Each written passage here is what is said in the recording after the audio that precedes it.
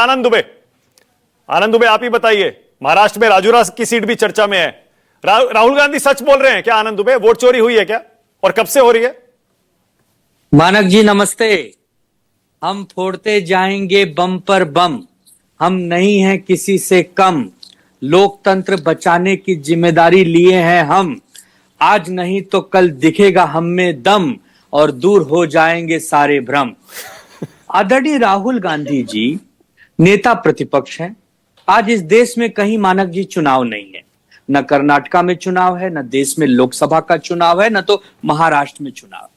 नेता प्रतिपक्ष दो बड़ी प्रेस कॉन्फ्रेंस करते हैं, आधारों को तथ्यों को आगे लाते हैं, सबूत दिखाते हैं और कहते हैं कि हाँ कहीं न कहीं अनियमितता बरती जा रही है, कहीं न कहीं वोट में घपला किया जा रहा है, कहीं या तो वोट चोरी की जा रही है, कहीं या तो वोट डिलीट किए जा रहे हैं।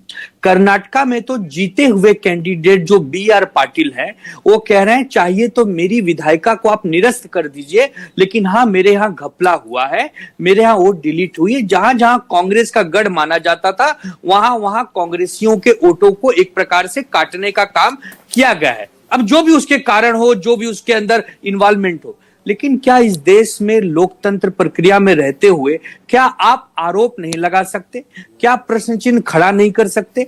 ठीक है, आपके प्रश्न में दम है कि नहीं दम है ये जांच के बाद पता चलेगा, लेकिन आप प्रश्न ही खड़ा नहीं करेंगे।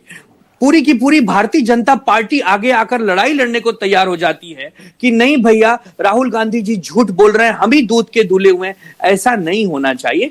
बहुत बड़ा देश है, बहुत बड़ा लोकतंत्र है। महाराष्ट्र में वोट चोरी हुई है क्या?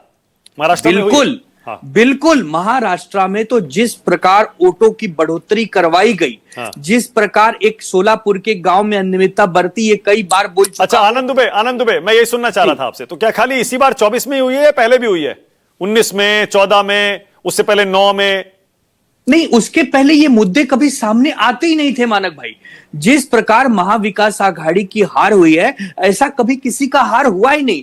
जब हम भी सत्ता में होते थे तो कांग्रेस और राष्ट्रवादी अगर कभी विपक्ष में होते थे तो ऐसी हार नहीं होती थी, या जब वो सत्ता में थे तो हमारी ऐसी हार नहीं होती थी। ये जो एक तरफा सुई जाके अटक गई है, इस पर प्रश्न चिन्ह खड़ा हो गया है कि इतनी बुरी तरह हार महाविकास आघाड़ी की नहीं हो सकती थी। लेकिन पिछले चुनाव में तो आप और बीजेपी मिलकर जीते थे ना?